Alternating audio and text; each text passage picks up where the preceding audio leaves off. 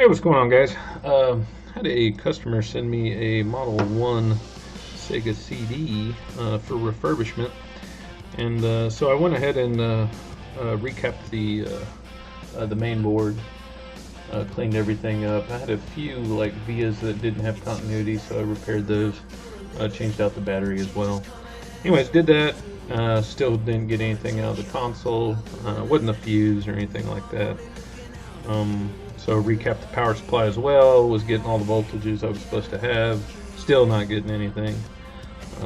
So I took my Model 1 SEGA CD that I had, I took the board out of that and I recapped that as well, and stuck it in, still nothing.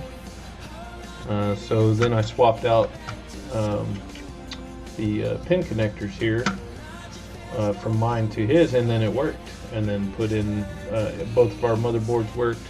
So got me looking at his cartridge connector. This is the one that was out of mine, and here is his. And right there you can see where a pin was bent and broke all the way to the back. And then I tried to get in there and see if I could get it worked out of there, and ended up breaking this pin. So what I'm trying to do here, because I can't find these are 60 pin connectors. You know, I thought about maybe like a Famicom connector, but I think they're a little smaller, even though there's still 60 pins. So what I'm thinking about doing is, this is a trash pin connector that I pulled out of a trash Model 1 Genesis. I wasn't gentle. I mean, I cranked up my heat and just pulled this out in one shot instead of actually desoldering it and taking the time to do that, because I'm only going to try to take a few pins out of here anyways. So what I want to do is pull the pins out of here, at least get me a couple of them, 6 or 7 of them out, so that I can try to put them back in here. So I think what I'll end up doing is, let me see. So I've got, I think what I'll do is I can grab that with this, and then let's see, I'll take these. So I'll grab one of these pins like that. This to be a little tighter. There we go. So that's got a pretty good grip on that, and has some weight on it, so that I don't have to use that hand. I can free up my hand and use my soldering iron with this huge fucking tip. I don't know what the hell I had this for. And I'm going to heat this up to where it'll break free from the plastic, hopefully. There you go. Look at that. Boom. Pulled that pin right out of there. So there we go. It's not deformed because I didn't have to yank it out of there.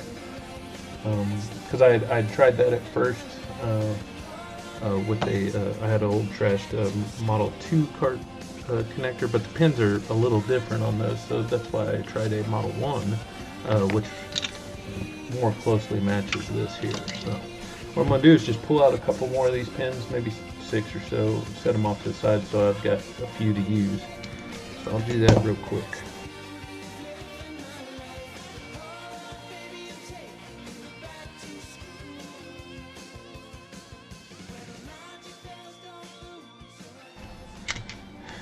Okay, I think I've got enough here, so I might just save this if I ever need to do something like that again. I can just pull the pins out. Now these pins are just a little different compared to the ones in here. Let me see if I can zoom this in.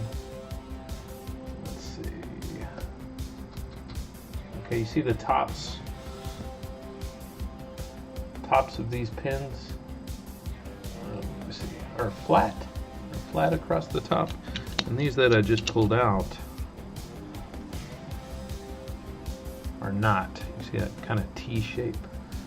So to get them to look as close as possible to those pins, I think I'm just going to come in here with my flush cut and try to cut them right down that top there. not bad. And then also what I might do is just, there we go. So I think what I'll do is just lightly sand the top of that, so hopefully it won't ever want to catch either, or excuse me, file the top.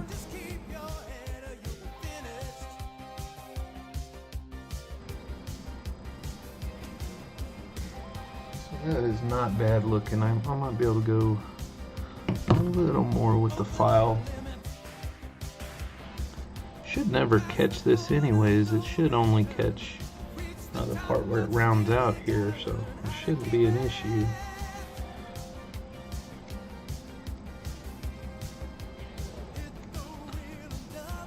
Okay, so there we go.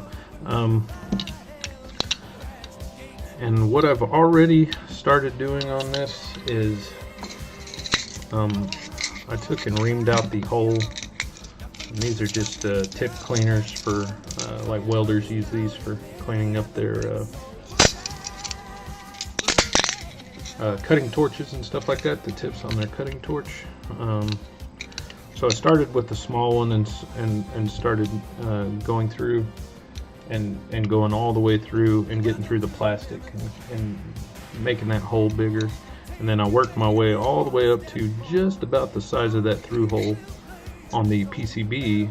I mean, it's a little less, but I got it worked up all the way to that. And now this will actually go in there. Let's see if I can. There we go. So I just kind of worked that all the way through just to loosen up that plastic so that we can get this pin down in here. So grab this pin I was filing on, which is not that one, this one. Okay, and let's see if we can get this going in here. So if you look in there, fix the focus here, you can see that hole that I've got going now. So that pin, because the problem I kept having was I kept trying to slide a new pin in, and every time I did, it would hit the plastic, and then the pin would bend as I was trying to get it in there. So this will hopefully take care of that, and I'll do my best to get y'all a shot of this, but this is a pain in the ass. Let's see. Oh, there. Yeah, see, you can see I'm already through. And then set the focus. Pull that out again. There we go. Just so you can see where that's at. There we go. Alright, so let's take a look and see how we're doing. It is not bad. It needs to come down a little more, and I need to get it pushed back into the spot where it goes. So let's try that.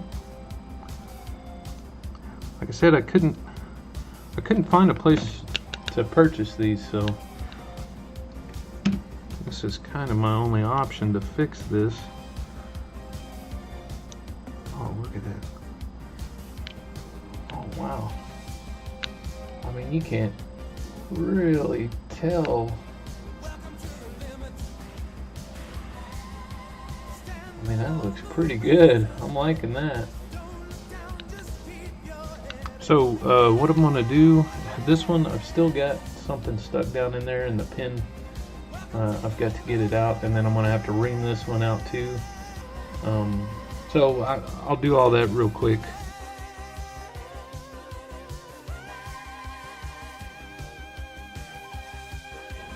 So here's the rest of that broke piece, and here's one of the ones that we pulled out. So let's go ahead and get this one kind of looking like the other.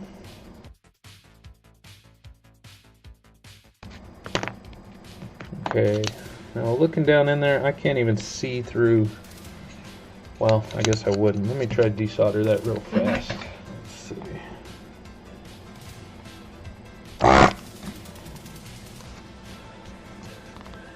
Looking at that, I still can't see through it. I mean, maybe just a little. So I think we're going to start with these, and we'll start getting this plastic reamed out a little to make room for our pin to get in here.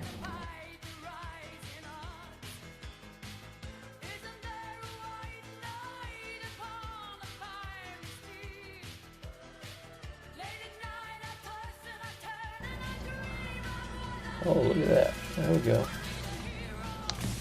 Okay. I'm not sure if I'm going to need to go more. Let's see.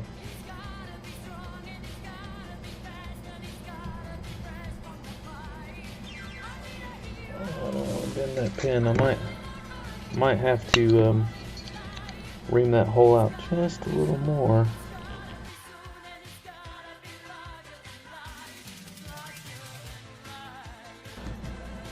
Okay, try to get this pin back in there.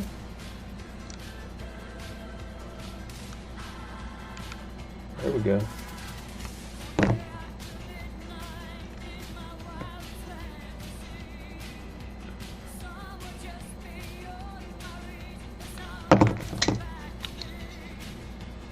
Closer. It looks like it's gonna go, so just got to make sure you don't want to push it all the way down before getting it held back. I'll hold that back and then just push down on this. There we go.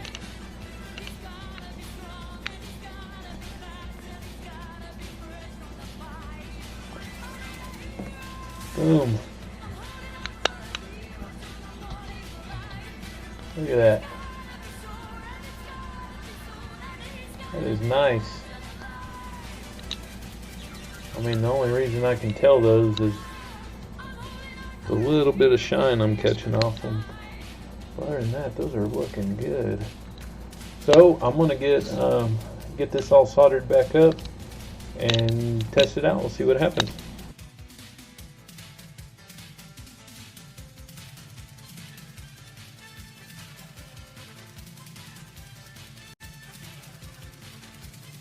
Right, and there it is. I mean, the only reason you can tell is because the top's a little shiny on those two from where I had to snip it and file it, but I'd imagine over time those will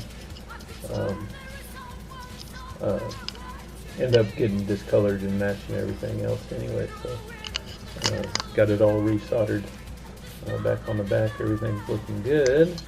So we'll get this thing tested and see how it goes. I got this SEGA CD unit put back together enough to test this. I don't know if we can see that, but third pin here, and then about the 10th or 11th pin are the ones that have been replaced. So let's just try cycling this a few times and see how this does.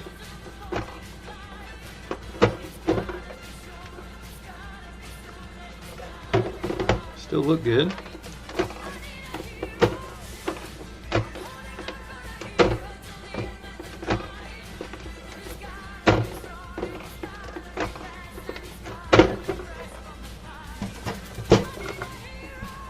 Oh yeah.